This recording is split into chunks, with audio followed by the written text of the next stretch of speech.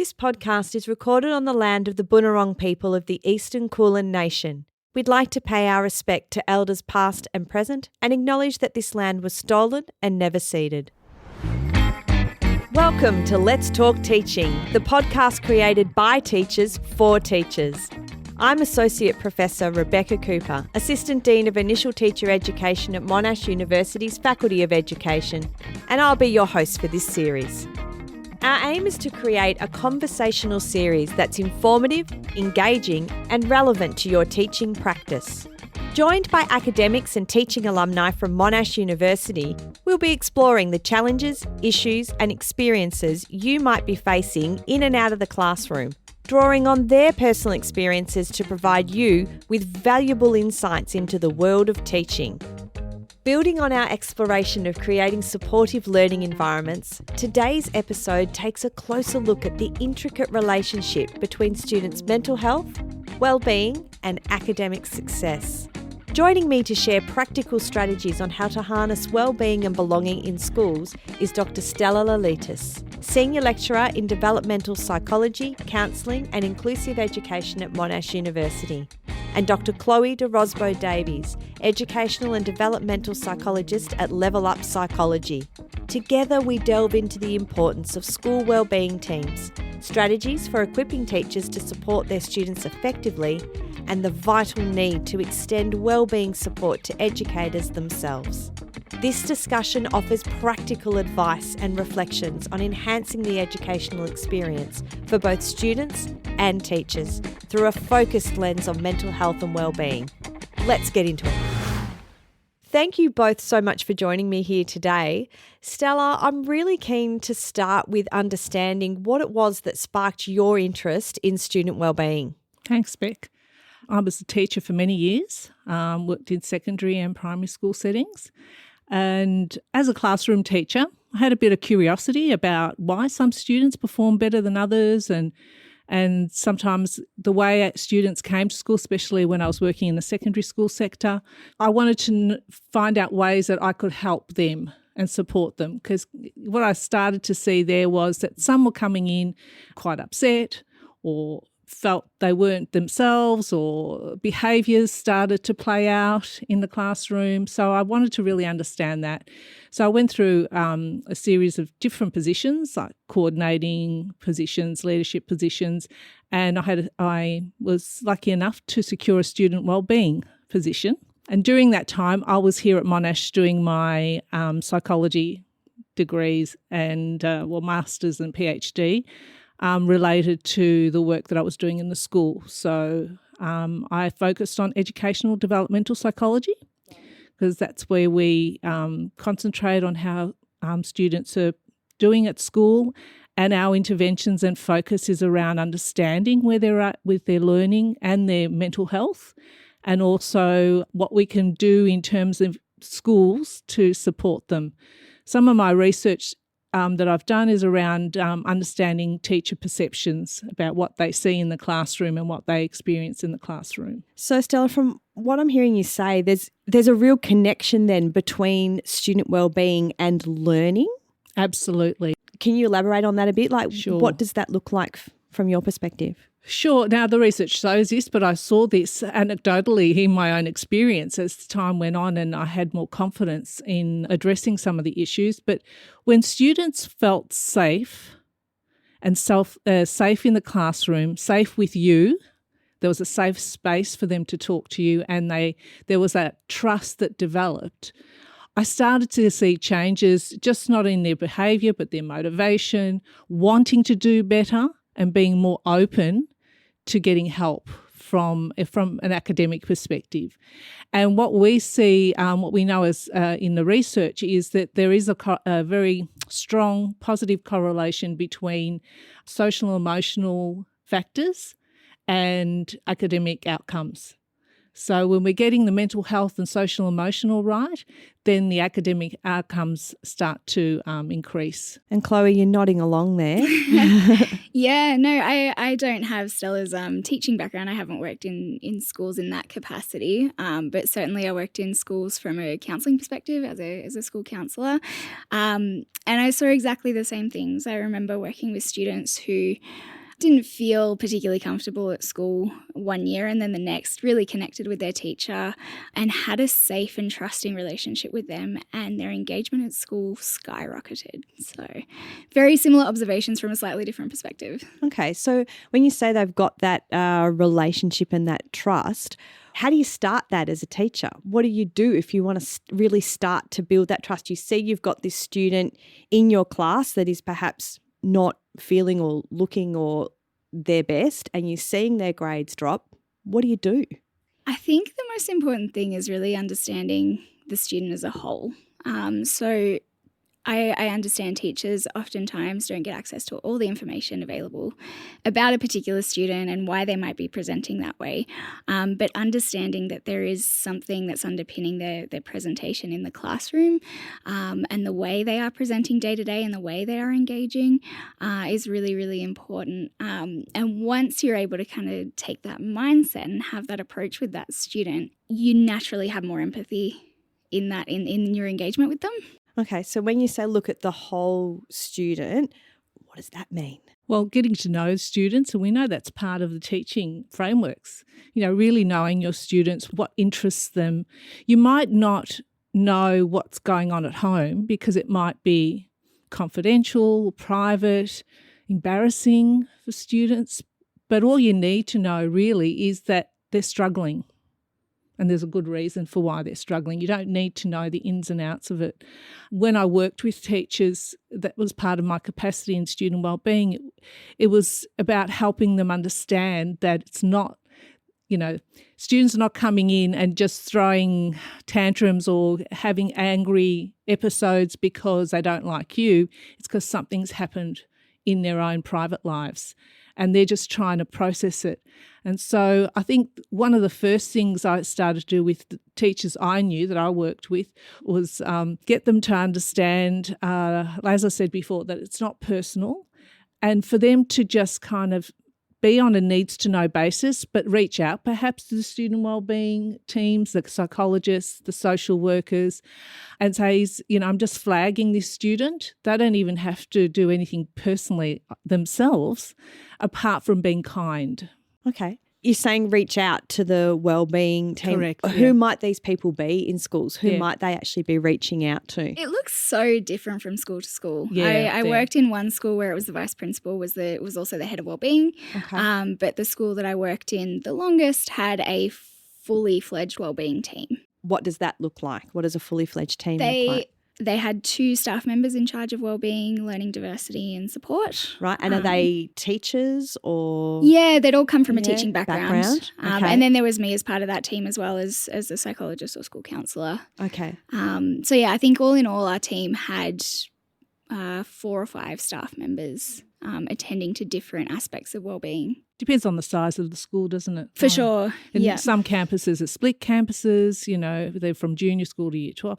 So the models are different. I found before a lot more of us were coming from teaching background in student wellbeing, but I think more and more now there's a combination. There's more training in student wellbeing. Okay. That didn't exist before. And then having that team, of your school psychologist coming in, your social worker coming in, assessments happen at school, counselling happens at school, student wellbeing coordinators usually do some counselling, and in fact more and more a lot of them come from our masters of counselling. So that's how it's changed. But I think the important message for us is that it needs to be a team effort, and we need to turn to each other for understanding.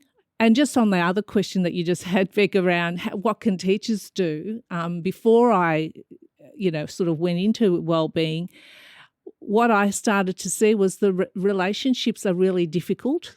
We say, build trust and relationships.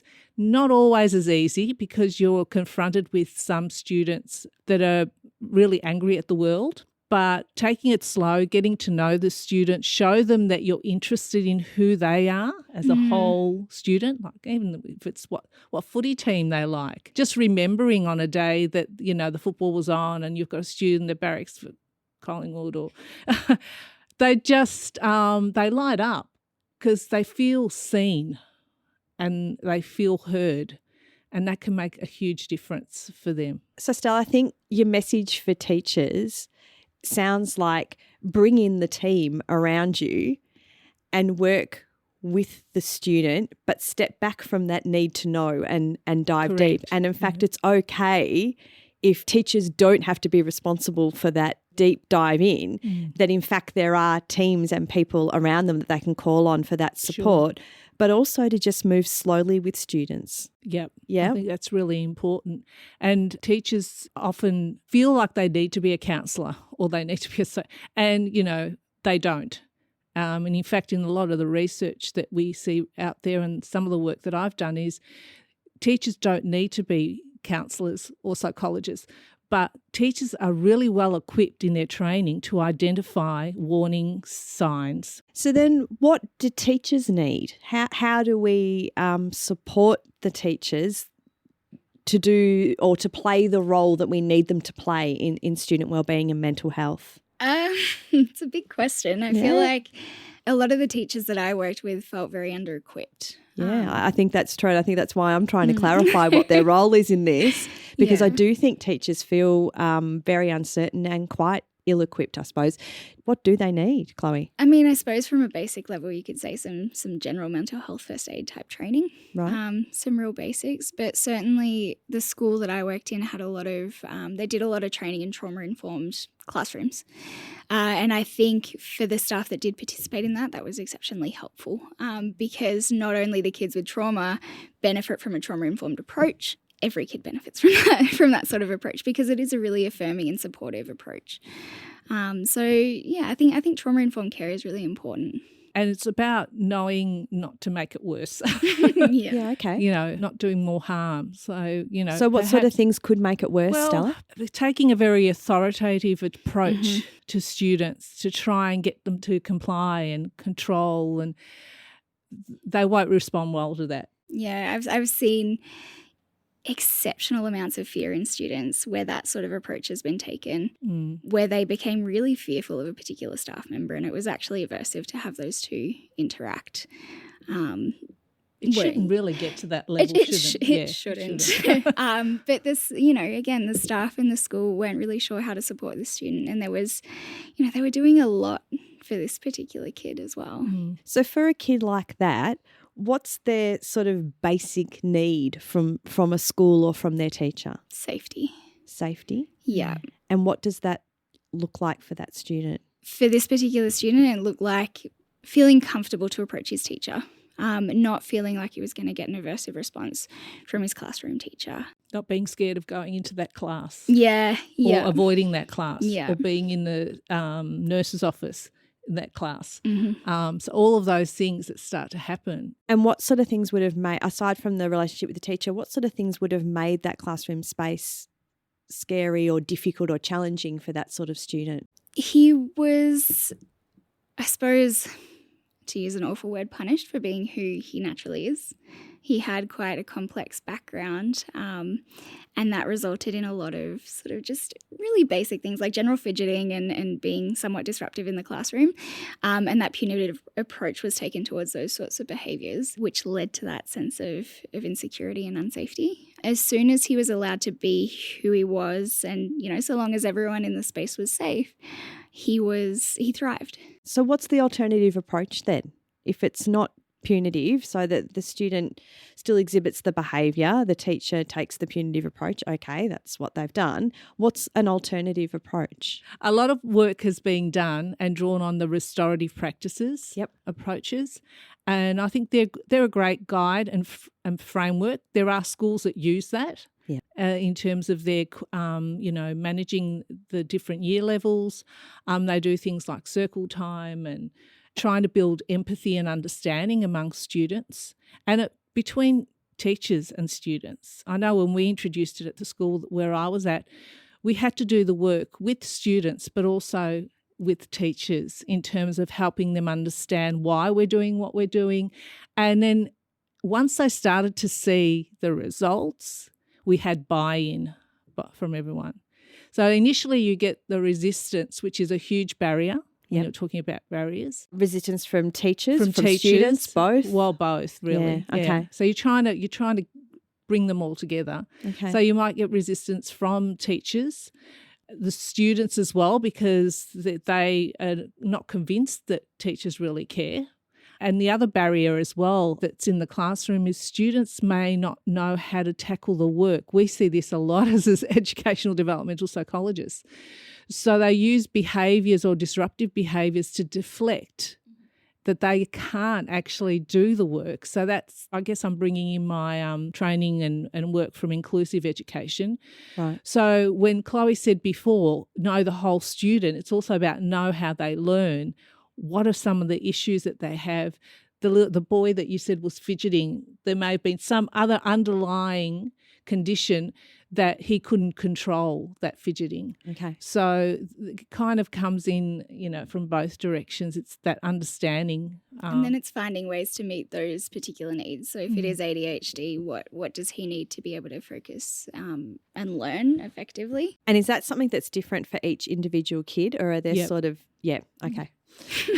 That's why we say get to know the whole student, the individual student. That's why the frameworks, if we look at the frameworks closely in teacher education, it's all about knowing the student and understanding their individual needs. Now, I know that's very controversial on how can you do that, but that relationship and that safety and making students feel safe with you, you're more than halfway there. Yeah, okay. And from what I'm hearing from you too, it's about drawing on the resources and the team that you've got to get that sort of support. Yeah, everyone's got different interactions with the students and understands their needs from a different perspective. So it's important to work together as a team to really understand the whole student. I'm going to ask a slightly take a different angle here, but I want to know a bit about the sort of flow-on effect or the impact of COVID on student mental health and wellbeing.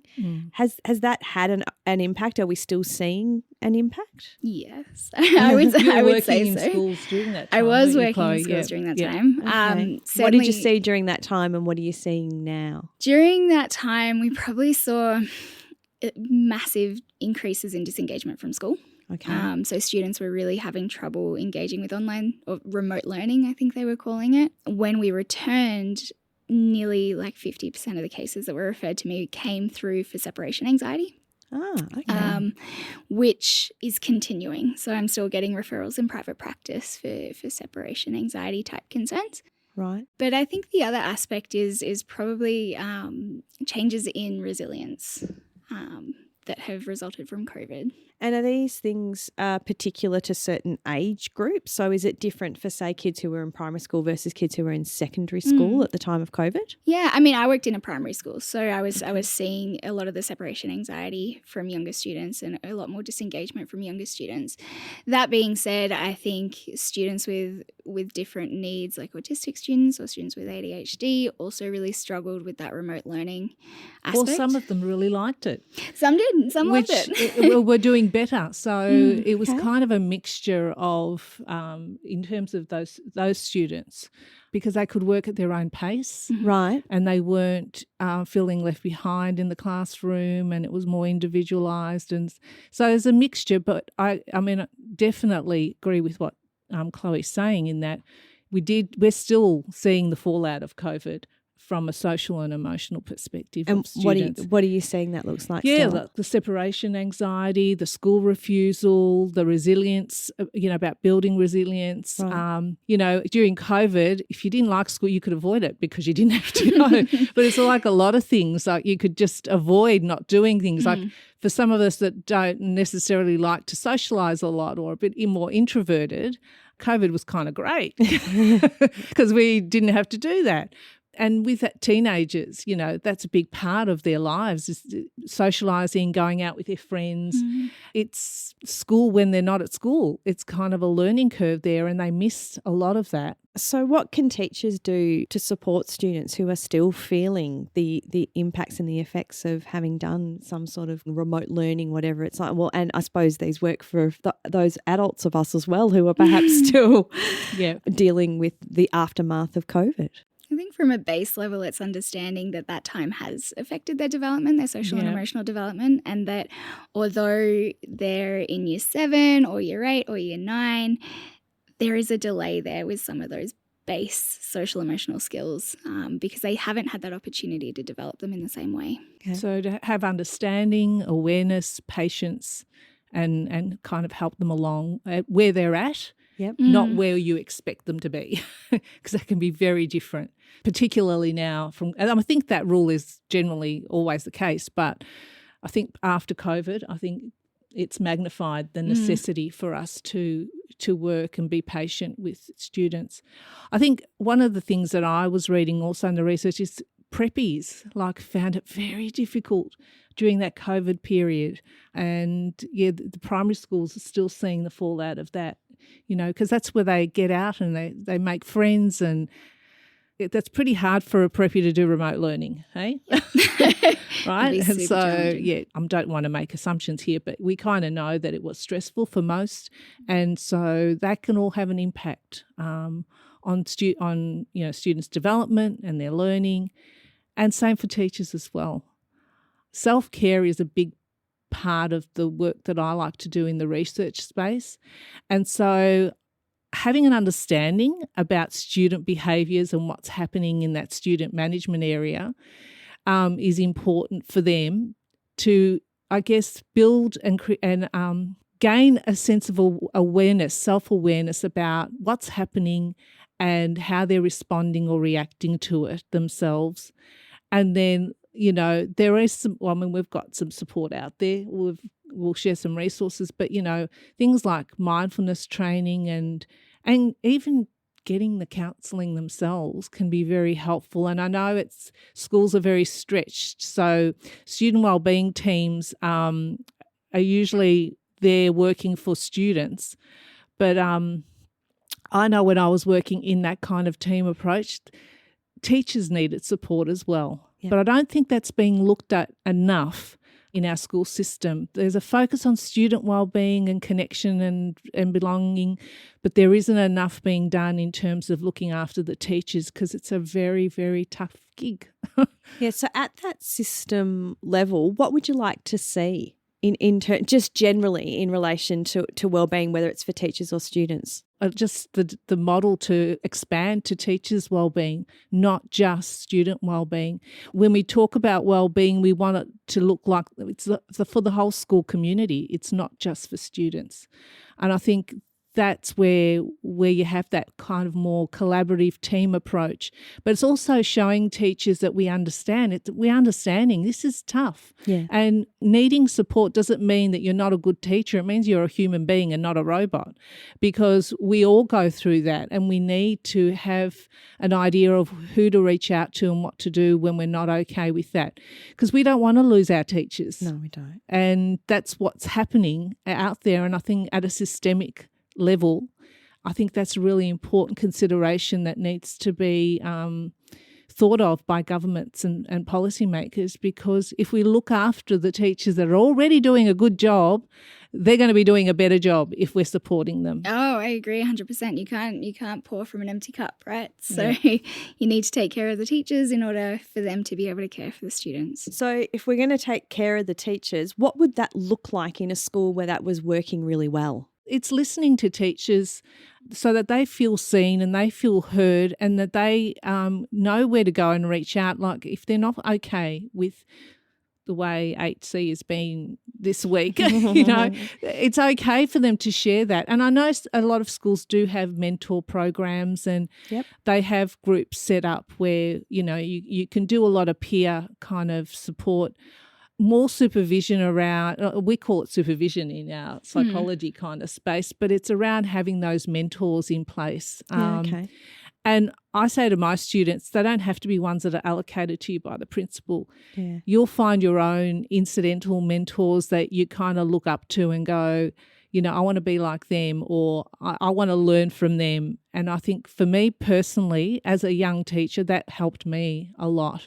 And as I went through, even in my leadership roles, it's always having that mentor that could help me get through some of those tough times. So going back again, where can teachers start? Where's if I'm a teacher in the classroom, I've got 8C, they're doing their thing.